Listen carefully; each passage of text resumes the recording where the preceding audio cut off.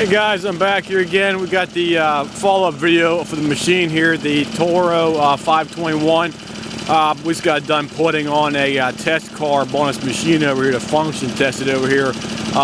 If for whatever reason you can't rebuild your carb, you know, like the same day, or you have to wait for parts, or the actual carb you have on the machine's like, you know, total junk, and you have to replace it, you can always try to put a replacement carb on your machine that's similar in design and shape that might actually function on your machine. And I'll show you what we did on this one right here. We were also testing it out over here for doing the snow blowing as well too, because I got our whole backyard. We were, you know, checking it out over here, so I took about 5 or 6 paths of snow over here so you can see it from here in the back. So you can give you a better shot here. Sorry about the noise. So we were using the machine over here this morning to test the function of the snowblower after we put in our carb on the machine, and it's taken about, I'd say, about 7 or 8 inches of snow. This is basically heavy wet snow right here, and we got dumped on here a couple days ago, and we wanted to do a thorough test of the machine before we rebuilt the carb, because I got a bunch of carb parts on order for these kind of machines right now, and I'm simply waiting for a new couple OEM carb rebuild kits for this one. So we stuck another carb on here that was similar to the OEM one. So let me shut the engine off here. And this one right here, it is a adjustable. It's adjustable carb. However, this one's off of like a similar like a rototiller or some other type of engine out of here for that, because it does not have the primer line attachment on the carb here. So you can see that right here. There's no nipple to stick the primer line onto right here for that. But this carb's running okay and stuff like that. But other than that, we're simply waiting for the other rebuild kits from one of my old vendors out in Wisconsin. He had a whole warehouse full of Tecumseh parts out there, and he usually ships stuff out to me, I'd say at least once or twice a month out there in the big bulk order, so we can get the rebuild kits going for this one right here. But like I said before, you can experiment with your machine. If you have a carb that's similar to the same design as what you have on your machine, this one right here, it is similar. They do have like, on this one right here, it only has like 2 different features. The first one, it doesn't have the primer line tit right here to put the primer line right here. So that's one feature it does not have. And the second feature is it has like some kind of it has like an atmospheric pipe or something right down inside the actual carb right here for that, for I don't know, proper ventilation or something like that. But that's the secondary feature this one has right here.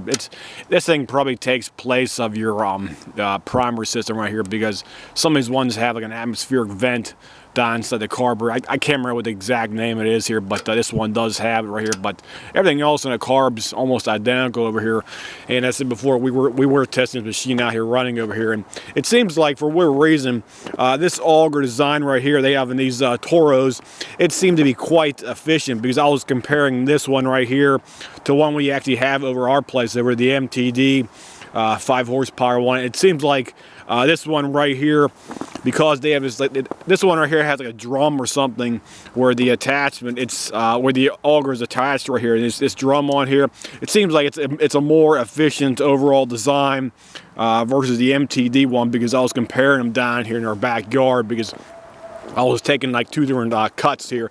I was taking a full cut with about this is about 6, 7, 8 inches right here of heavy wet snow, and this thing seemed to be, you know, almost, you know, plowing straight through it, no problem, on you know, high speed with a high gear on there, and it ran, you know, perfectly fine through. Where the one we have, the MTD one, it seemed to be almost like struggling, you know, trying to go through heavy wet stuff out there for that. So this design right here may be slightly more efficient versus the MTD one.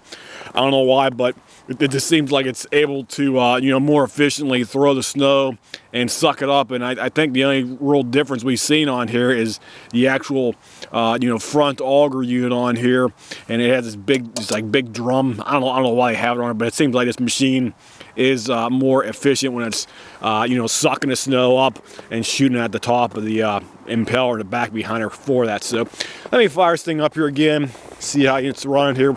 We'll put it on high speed over here right now, and gun this sucker up here and see this thing starting up over here with the test carb, the demo test carb we got on right now.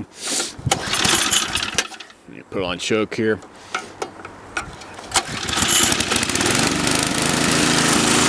Okay, there we go. It's choke. It's choked off.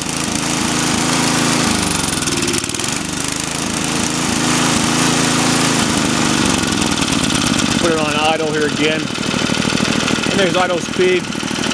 And it's running great now. We changed the oil twice in this machine. Everything else is functioning okay on here right now. The drive works perfect on here. We'll put it on third right there. And we'll engage the drive over here. Get the drive on the left-hand side of your drive unit. And it's driving fine. So it's pulling up the hill with no issue. And also the augers do work perfectly fine. So let me turn the augers on here. They're working fine on there for that. Let me put in some snow over here so I can show you that. Let me get it over here in the snow. Show you how the augers will go. Hold on, guys. Here, I gotta get situated here. Okay. Try to do this one hand. I don't got three hands, so bear with me here for a couple seconds. I'm gonna push it into the snow here. Then it's gonna have it sucked up here on the other hand over here. So we'll push it through the snow, and we'll show you how it's gonna suck out the auger. Okay. Here we go.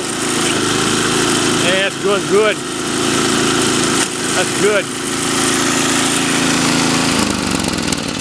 This one's shooting the snow about, I'd say about 15, 20 feet.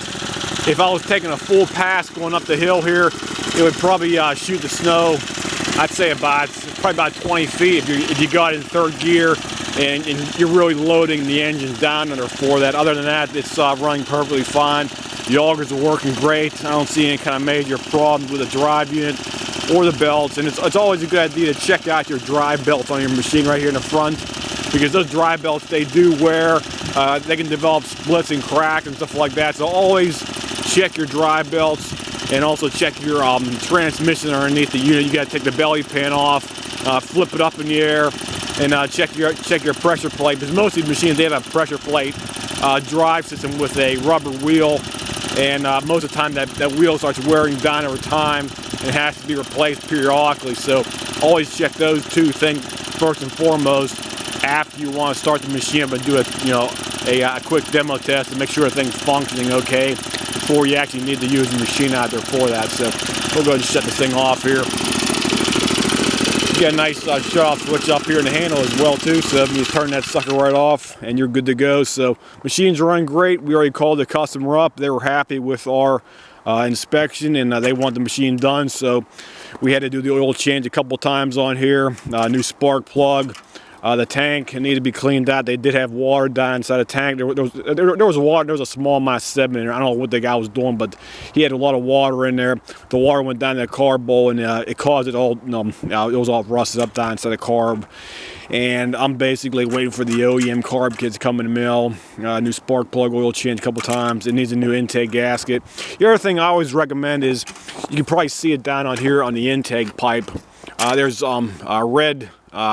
It looks like red goo. This is red, what I'll call mobile. It's Mobile 1 grease basically.